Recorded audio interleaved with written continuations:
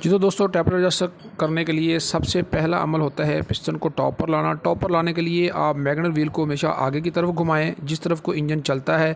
जैसे ही आप magnet wheel को घुमाएंगे, घुमाकर देखेंगे तो मैग्नेट व्हील के ऊपर मौजूद टी का निशान जब प्लेट के लगे हुए निशान के सामने आ जाए तो आप यहाँ पे कह सकते हैं कि अब इंजन टॉप पर आ चुका है। आप इस मैग्नेट व्हील को हिलाएं और रॉकर आर्म के ऊपर नज़र रखें। अगर इसके हिलाने से रॉकर आर्म मूव करते हैं, हरकत कर रहे हैं, तो इस पोजीशन को हम लोग बोलते हैं डांसिंग पोजीशन या ओवरलैप पोजीशन।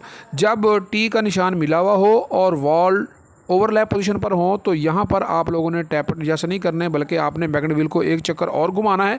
इस तरह से एक चक्कर घुमाएंगे, दोबारा जब आप टी का निशान मिलाएंगे तो अब आप लोग मैग्नेट व्हील को मिलाएंगे। अब देख रहे हैं कि अब रॉकर इसकी हरकत नहीं कर रहे, तो इसका मतलब ये हुआ कि यहाँ पर टैपर एडजस्ट करने के लिए मौजूद पोजीशन है। यहाँ पर अब आप लोग टैपर एडजस्ट कर सकते हैं। टैपर एडजस्ट करने के लिए टैपर एडजस्टर के ऊपर लगे हुए चेक नट को इस तरह से खोलेंगे। खोलकर और एडजस्टर को अगर हम लोग टाइट करते हैं, स्क्रू को टाइट करते हैं, तो टाइट करने से टैपर क्लीयरेंस कम होगी। अगर हम इस स्क्रू को पीछे की तरफ खोलते हैं तो टैपर क्लीयरेंस बढ़ेगी।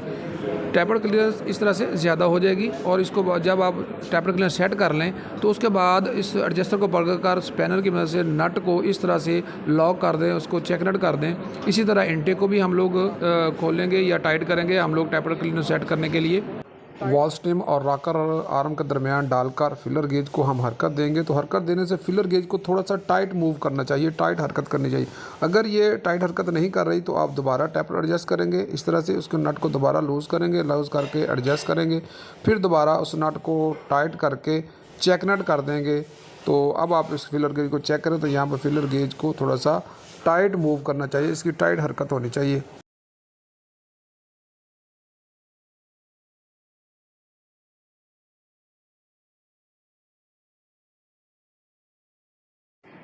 टैपर क्लीयरेंस एडजस्ट करने के बाद हम 2-3 बातों का ख्याल रखेंगे।